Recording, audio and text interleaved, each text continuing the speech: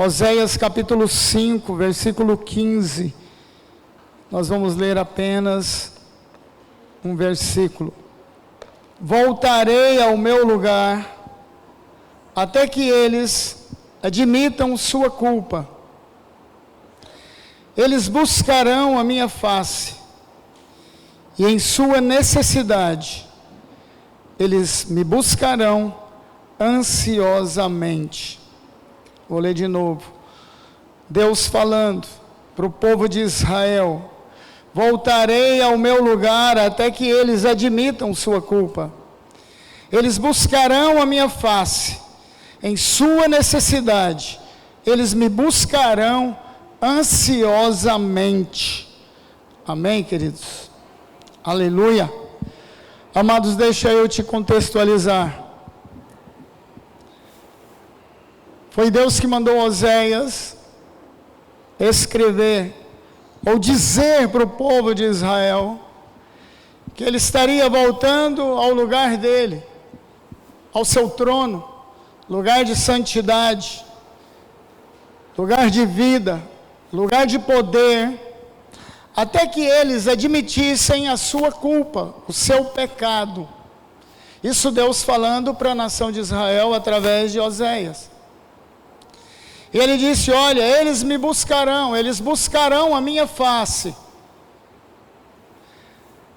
em sua necessidade, eles me buscarão ansiosamente. Trocando em miúdos, aqui, Deus estava dizendo, nesse finalzinho,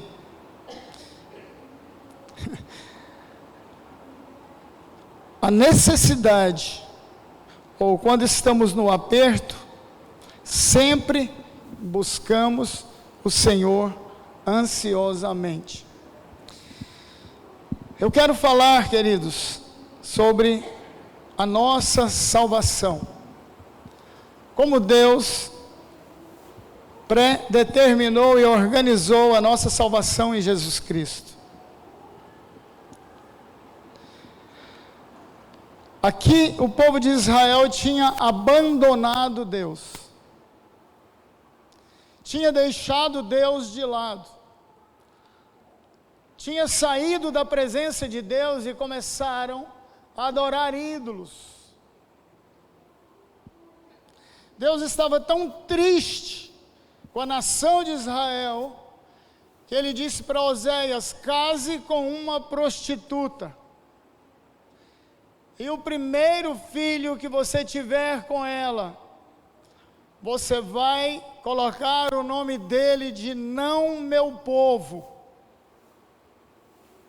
Um Deus tão tremendo, tão amoroso, que havia tirado o povo do Egito, tirado o povo das garras de Faraó, da escravidão, levado para a terra prometida de repente, e quando ele os tirou dali, ele disse: olha, eu serei o seu Deus, e vocês serão o meu povo. Deus tirou a nação de Israel do Egito com mão forte, com mão poderosa, e disse: eu serei o seu Deus, e vocês serão o meu povo. Mas eles se esqueceram disso, mas Deus não se esqueceu. Tanto é que ele continuou insistindo, se mostrando, se revelando a eles, para que eles realmente voltassem para Deus. Mas aqui a situação era tão grave, que Deus tinha ordenado um profeta casar com uma prostituta, e colocar o nome do primeiro filho, não meu povo. Deus já não queria mais ser o seu Deus. O povo de Israel já não era mais o povo de Deus. Isso nos mostra, queridos, um princípio muito perigoso para a nossa vida cristã. E eu tenho dito desde o começo desse ministério, o importante não é começar bem, o importante é terminar bem. Porque o povo de Israel começou bem, dizendo: não, Senhor, o Senhor será o nosso Deus. Mas aqui eles já tinham abandonado Deus, se voltado a ídolos. Eles já tinham outros deuses na vida deles. Aí Deus diz: olha, eu vou fazer o seguinte, eu vou voltar ao meu lugar, ao meu trono de glória, até que eles admitam o seu pecado, a sua culpa, até que eles reconheçam que são idólatras, até que eles reconheçam que não são mais o povo de Deus, apesar de frequentar a igreja. Viu o perigo aí? Muitas vezes começamos bem, e de repente, as atrações do mundo, as coisas do mundo, tenta roubar ou tirar Deus do nosso coração. E às vezes, ou muitas vezes, sem perceber, Deus já não é o nosso Deus, e nós já não somos mais o povo de Deus. Então Deus diz: olha, eu vou voltar ao meu lugar, até que eles admitam sua culpa. Eles buscarão a minha face, em sua necessidade, eles vão me buscar ansiosamente. Porque nós sabemos que ídolos não servem para nada, não têm boca e não falam, eles não têm vida, e assim por diante.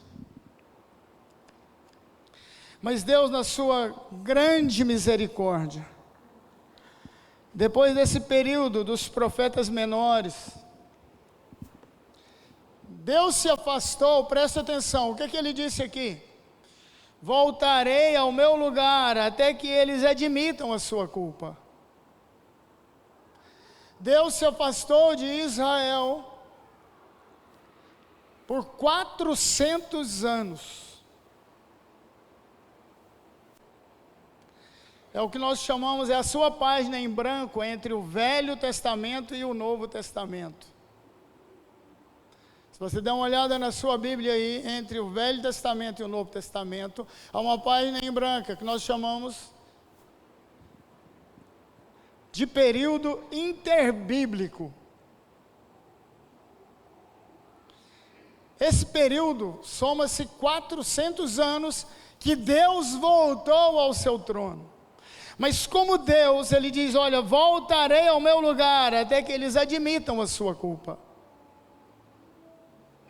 Mas Deus, na sua infinita misericórdia, ele enviou Jesus, viveu entre nós, o seu Filho amado, por 33 anos, morreu na cruz, ressuscitou no terceiro dia, somente para nos salvar, para que todo aquele que nele crer não pereça, mas tenha a vida eterna. Deus é tão misericordioso, que Ele nunca desistiu do homem. E hoje, Ele nos oferece a sua salvação. Basta crer que Jesus Cristo morreu em nosso lugar. Basta admitirmos a nossa culpa. Basta reconhecermos que nós somos pecadores. É isso que está dizendo esse versículo. Voltarei ao meu lugar até que eles admitam que são pecadores. Eu quero contar uma parábola que Jesus ensinou muito por parábola. Preste atenção. Vamos fazer de conta que essa nave aqui, esse salão, é um navio de cruzeiro. Que você entrou nele para uma longa viagem. Eu, vocês, estamos no navio, saímos para mar aberto. 10 metros, 100 metros, 10 quilômetros, 20 quilômetros, 100 quilômetros. Estamos no mar aberto, ao largo. De repente, esse navio, que seria totalmente seguro, bate numa grande rocha no oceano, preste atenção. E nós estamos dentro desse navio. Ele fatalmente vai afundar. Não é o Titanic, mas vai afundar do mesmo jeito. Vem grandes ondas e vai entrando água, bate o desespero, principalmente nas mulheres. Vai morrer todo mundo. Todos nós vamos morrer. Eis que de repente, uma luz no fim do túnel. Lá vem um navio salva-vida. Tem um navio salva-vida se aproximando. O nosso navio está afundando. Mas está vindo um navio salva-vidas. Mudou tudo. Alguns começaram a chorar de emoção. Nós sabemos, queridos, que a única alternativa de não morrer é sair desse navio que está afundando e pular para o navio salva-vidas. E incrível! Esse navio salva-vidas é maior do que o nosso. Cabe todos nós e mais, se afundar mais um monte de navio.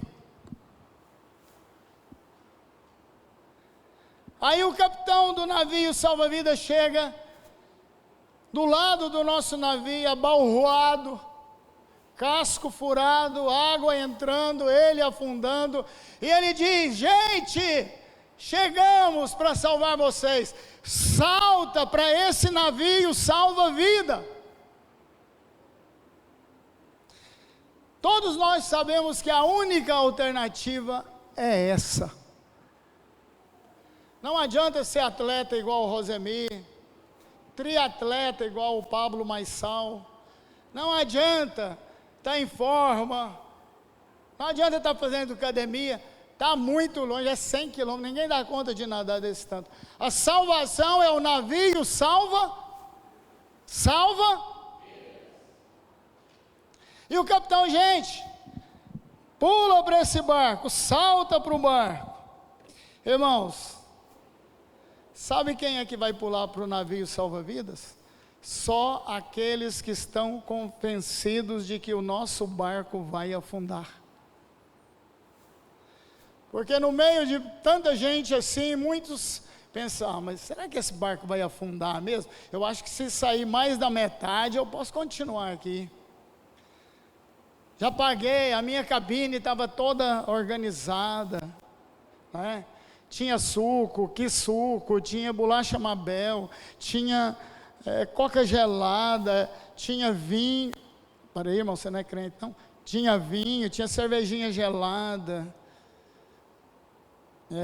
Vou deixar pular, vamos ver, vou deixar alguns pular, e vai que ele não afunda, e ainda fica aqui mais uns 2 meses, chapando. Sabe, irmãos, se você não estiver convencido que o navio vai afundar realmente, você não salta. Porque a coisa estava tão boa. A única coisa que você sabe que esse navio salva-vida vai fazer é te levar para a terra firme. Mas no outro era um navio de cruzeiro. Tinha até o Roberto Carlos cantando lá dentro. Tinha show toda noite. É ruim, hein? Irmãos, agora, se alguém disser: não, eu acredito, esse navio vai afundar, mas se ele não saltar para o navio salva-vida, o que vai acontecer com ele? Vai morrer. Ele só acredita. Você acredita em Deus? Acredito. Mesma coisa. Só porque nunca fez, nunca se converteu, nunca mudou de vida. Aí, queridos, se ele acreditar que esse navio salva-vida vai salvá-lo realmente, mas se ele não pular para ele, não vai adiantar nada. Muitos vão dizer assim: não, gente, espera um pouco, de repente dá tempo de consertar esse navio de cruzeiro. O capitão está lá: gente, pula, vocês querem ser salvos, pula para o navio salva-vida. Alguns vão dizer assim: vou contar uma coisa para vocês, saltar daqui para lá é perigoso demais. Imagina você saltar a altura que é, 7 andares, imagina você cair lá embaixo, é muito perigoso. Queridos, quem é sábio, salta. Quem não é bobo, pula para o navio salva-vidas, porque ele sabe que vai afundar e ele não vai nem discutir, ele vai pular para o navio salva-vidas. Irmãos, Jesus é a nossa salvação eterna. O navio de cruzeiro é esse mundo que está afundando cada dia mais na lama, cada dia mais no mar. O navio de cruzeiro, queridos, é o mundo, certamente vai perecer. O navio salva-vidas chama-se Jesus de Nazaré. Pula para os braços de Jesus que você vai ser salvo.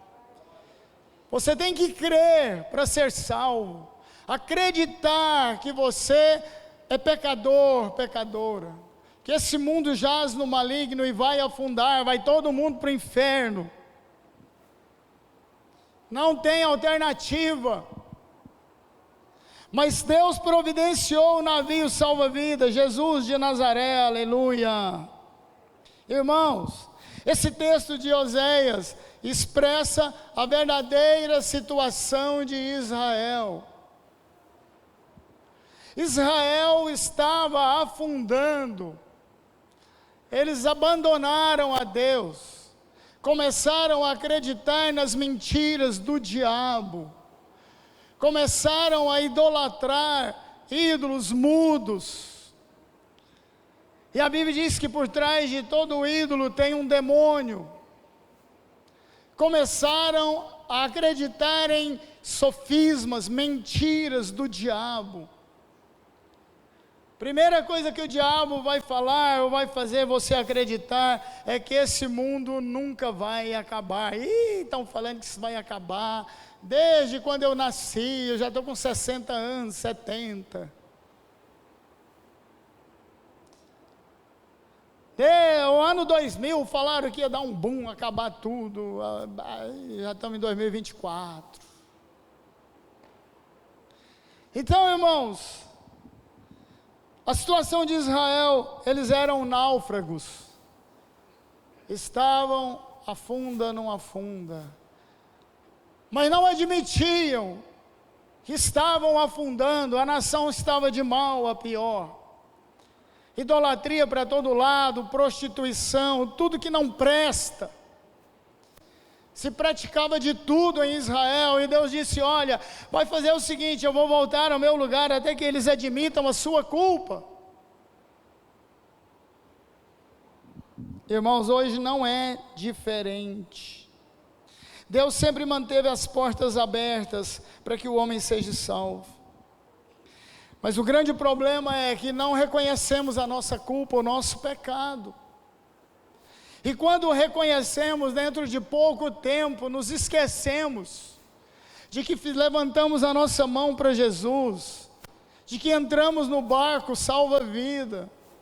Tem muita gente que entra e depois pula de volta para o navio de cruzeiro, começa tudo de novo no mundo, a fazer o que fazia. A Bíblia chama isso, sabe de quê? Do porco que volta à lama. A Bíblia chama isso do cão que volta ao seu vômito.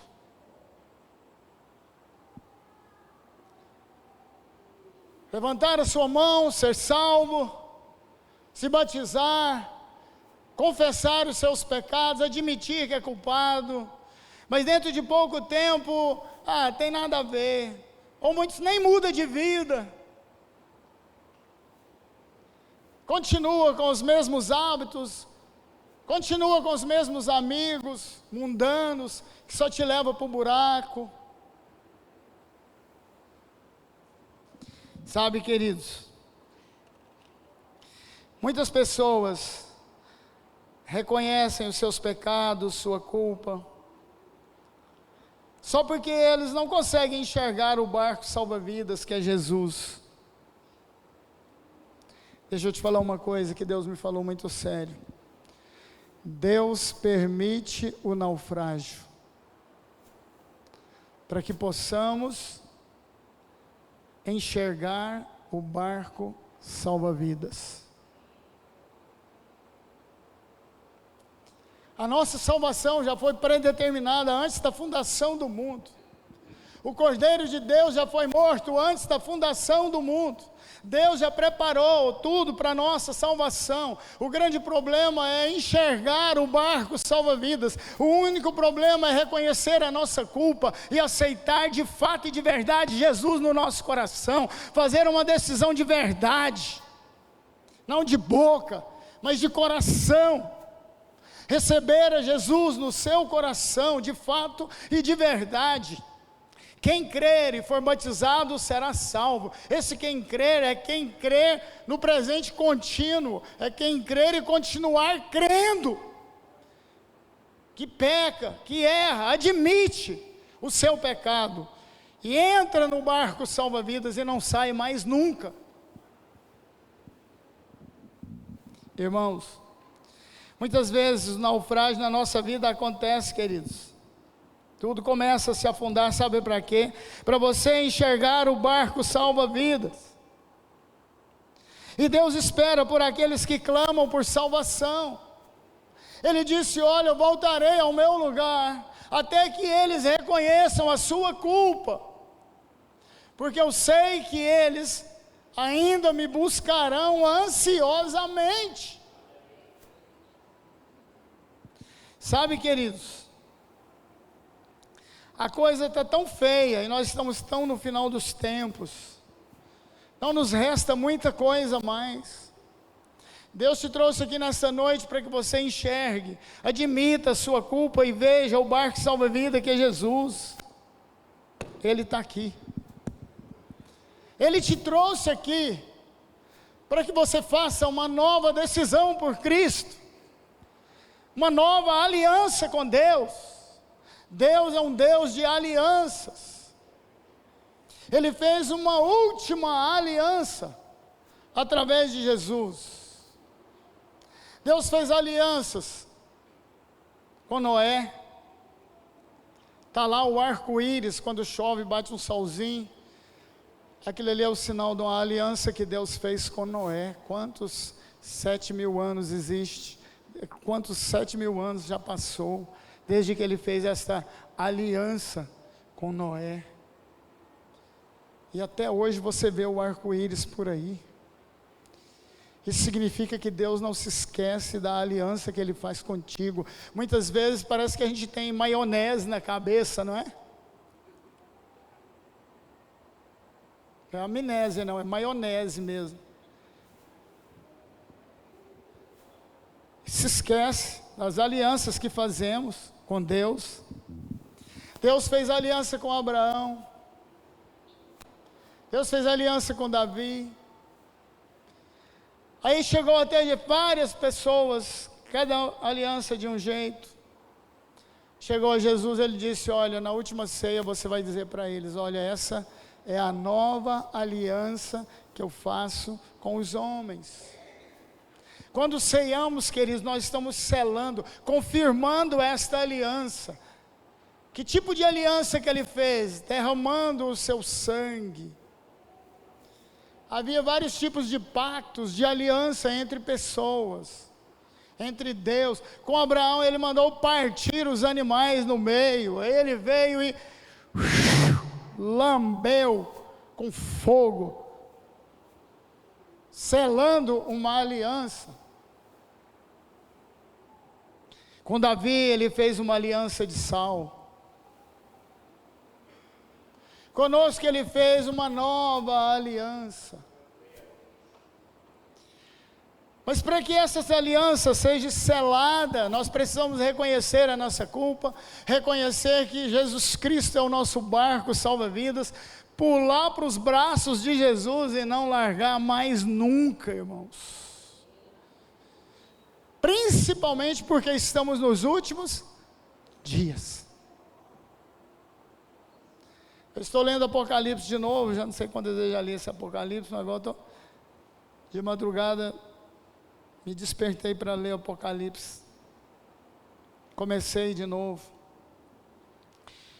Estava comentando com os meninos lá sobre a última igreja, a igreja de Laodiceia. Cada igreja representa uma era. E a última igreja é a de Laodiceia, que é essa igreja atual. Uma igreja completamente prostituída, destruída. Jesus está falando, olha, eu estou do lado de fora da igreja. A igreja do arrebatamento, que eles prestem atenção, vai ser a igreja de Filadélfia, a igreja da comunhão, a igreja dos irmãos. A igreja de Laodiceia, vocês já leram as 10 virgens lá, a parábola das 10 virgens? 10 virgens, 5 prudentes e 5 idiotas. Todas 10 frequentavam a igreja.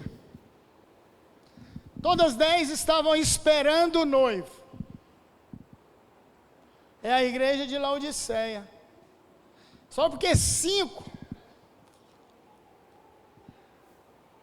não pulou para o barco salva-vida, não se santificou, não tinha azeite, suas lamparinas estavam acesas, apagadas.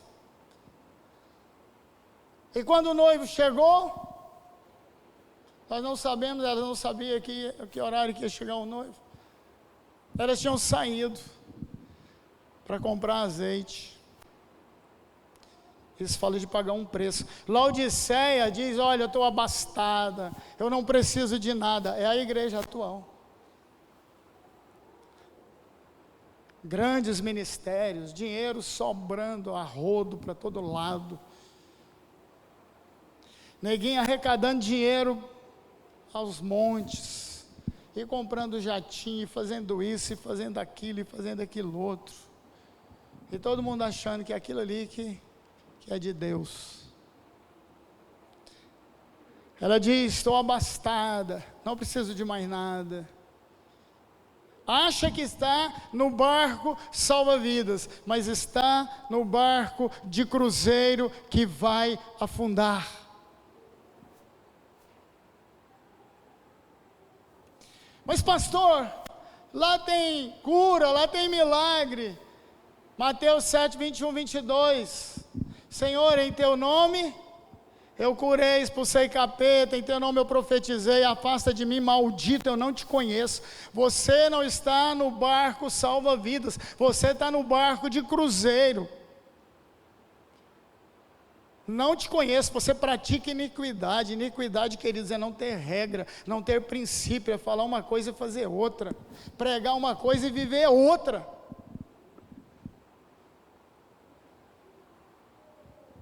Sabe, amados, a igreja de Laodiceia, que é a nossa última, estou abastada, rica, não preciso de mais nada. Jesus falou assim, estou de fora, batendo na porta, tentando entrar nessas igrejas. Não tem nada de Deus. Jesus está do lado de fora. Ele diz, olha, vocês precisam comprar de mim ouro refinado. Sabe por quê, queridos? Os vencedores, a igreja que vai ser arrebatada é a igreja que passa pelo fogo. É a igreja que não tem impurezas. Quando você manda fogo no ouro, é para tirar as impurezas. Eu me lembro que no comecinho do ministério, Deus falou assim, olha, Rosemi, Vocês que estão aqui orando, nós estávamos na minha casa fazendo uma reunião de oração, eu, a Dalva e um poucos irmãos. Deus falou assim: olha, Rosemir, alguns que estão aqui vão passar por fogo e outros passarão pela água. Eu não tinha a mínima ideia do que era isso, irmãos. Não passou uma semana, o diabo, foi um ataque, mas a Dalva passamos por uma prova de fogo. Thaís, com 9 meses, o diabo torceu o pescoço dela na minha mão, arrebentou com ela. Ela ficou pretinha, pior do que esse paletó. Morreu. E nós oramos, pela graça de Deus, ela ressuscitou. Uma prova de fogo. Ficamos assim, aquela coisa tão estranha. Ficamos de domingo, ficamos até quarta-feira, que Deus mandou 2 irmãos conhecidos meus, que eu já não via há muito tempo. Vim fazer uma visita para vocês. Deus mandou a gente orar aqui com vocês. Falei: entra, irmão, és bem-vindo em nome de Jesus. Oraram com a gente, aquele fogo, aquela coisa estranha passou. Sabe, queridos, compre de mim ouro refinado, ouro que já passou pelo fogo. Quer ser salvo? Entra no barco salva-vidas e passe pelo teste, e seja aprovado, porque tem muita gente que só quer o ouro, mas corre do fogo, e o ouro, ele é cheio de impurezas. Queremos a glória de Deus, o ouro fala da glória de Deus, da natureza de Deus, nós queremos isso para nós, fomos criados em mais semelhança de Deus. Ele diz: olha, compra colírio, vocês estão vendo nada, Jesus está voltando, vocês estão aí, navio de cruzeiro, está afundando, o barco está afundando, ninguém está vendo. Temos que pular para o barco salva-vidas, querido, urgente, de mamana caducando.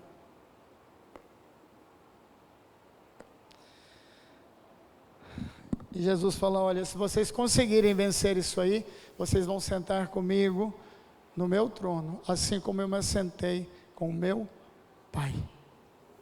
A Bíblia diz que Jesus foi batizado com Espírito e com fogo. Apesar de ser Deus, ele tinha um corpo humano, teve que passar pelo fogo. Prova de fogo com Jesus foi quando, Mateus 4, quando o Espírito o levou para o deserto.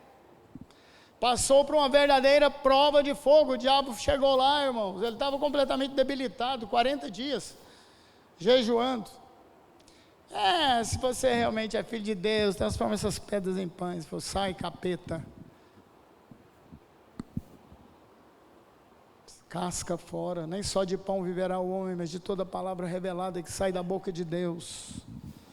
Levou ele no pináculo do templo: pode saltar daqui. Ixi, não está escrito que Deus vai dar ordens aos seus anjos a seu respeito? Ele falou: mas também está escrito: não tentarás o Senhor teu Deus. Foi uma verdadeira prova de fogo, queridos. Ele mostrou todos os reinos dessa terra e disse: olha, se você tão somente me adorar, eu vou te dar tudo isso aqui. Ele falou: mas capeta, você está achando que você é o quê? Você acha que eu sou bobo? Jesus falou para ele: eu sou de Belém, mas não sou bobo, não. É quando o capeta me oferece alguma coisa, eu falo: sou de Cristianópolis, mas não sou bobo, não aprendi com Jesus. Belém é uma cidadezinha desprezada. Falou: sou de lá, mas não sou bobo, não. Irmãos, nós precisamos entender que o navio de cruzeiro, presta atenção, nós não viemos aqui para fazer cruzeiro nessa terra, nós viemos com um propósito. Nós temos que estar no barco salva-vida, que é Jesus. Ele nos vai levar para um lugar seguro chamado céu de glória. É o único que pode nos salvar. Ele é o caminho, a verdade e a vida. Ninguém vai ao Pai senão por Ele. Ele é a nossa salvação. Deus se recolheu por 400 anos, depois enviou Jesus. Nesse período interbíblico não houve uma palavra profética, somente os macabeus que se levantaram falando que eram os Messias. fazendo guerrilha, assaltando os romanos, tomando riqueza e dizendo que eram os pastores de Israel. Jesus disse: olha, aqueles que vieram antes de mim eram ladrões e salteadores. Está falando dessa família, dos Macabeus, que tem na Bíblia católica, que foi tirada do cânon sagrado, porque não é um livro revelado, não tem revelação de Deus, não tem inspiração do Espírito, só conta a história de uma família de malandros. Jesus disse: olha, esses que vieram antes de mim são ladrões e salteadores. Eu sou o bom pastor dá a sua vida pelas ovelhas. Sabe, irmãos, muitas vezes Deus nos passa por provas de fogo, como foi nesse acampamento. Nós marcamos esse acampamento mais de mês, né? Adiamos, jogamos para, não deu na outra vez, jogamos para agora. Eu orando. E pusemos um preço, R$50, presta atenção. Sexta-noite, uma janta. Sábado, 3 refeições, café da manhã, almoço e janta. E domingo, café da manhã, almoço. Irmãos, R$50 não paga os cafés da manhã. Muitas vezes a gente passa por uma prova de fogo. Sabe o que é isso? Estava falando com os meninos. É Deus testando se você é pastor ou se você é mercenário. Se você confia em Deus ou se você não confia em Deus. Quero até alertar a igreja, porque volta e irmão já tentaram clonar meu telefone algumas vezes. A conta da igreja, eu tive que correr no banco. Eles tentaram arrebentar com ela já algumas vezes. Se por acaso acontecer de clonar e alguém receber uma ligação no meu nome, com meu telefone, pedindo dinheiro, não dê um centavo. Eu nunca fiz isso e nunca vou fazer. Se tiver de fazer, eu faço aqui com vocês, não por telefone, tá? Porque tem tanta malandragem, né? O cara clona e pastor Rosemir, Tássio, me arruma 10 mil, o Tássio vai lá para... Sabe quando é que o Rosemir vai ver esse dinheiro? Nunca. Então se pedir R$1, não tem. Porque se eu realmente precisar, se a igreja precisar, eu vou chamar você aqui. Fala, irmão, a situação está assim, assim. Você pode arrumar alguma coisa para a igreja? Pode dar uma oferta ou pode fazer alguma coisa? Então muitas vezes, queridos, Deus permite a prova. A Bíblia diz que somos provados para ser aprovados. A minha confiança está no Senhor. E vou contar uma coisa para vocês, deu tudo certo. O acampamento, francamente, só quem foi no acampamento.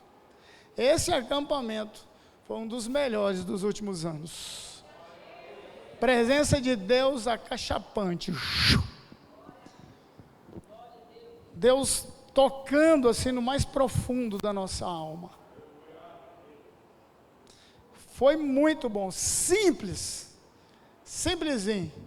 Tecladinho do Lourenço, que fica aqui de vez em quando, está lá embaixo tocando, todo empolgado. Falei que levei o teclado dele. Vou, pega o meu teclado, tem que levar ele lá para a igreja, eu tenho que tocar de noite. Está desesperado. Então, irmãos, foi bênção de Deus. Violão, voz e violão. Amém? E um tecladinho, foi maravilhoso. Quem viver verá a glória do Senhor nos próximos, amém? Nós vamos fazer mais.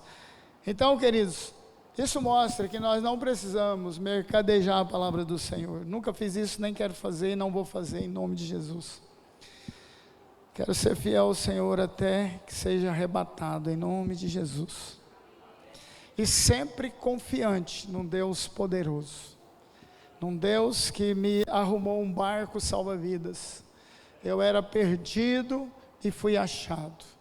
Mas eu reconheci a minha culpa e o meu pecado. E sempre que eu peco, sempre que eu erro, eu peço perdão para o Senhor. Porque eu sei que Deus é um Deus de misericórdia. Amém? Amém, igreja? Feche os seus olhos, nós vamos orar.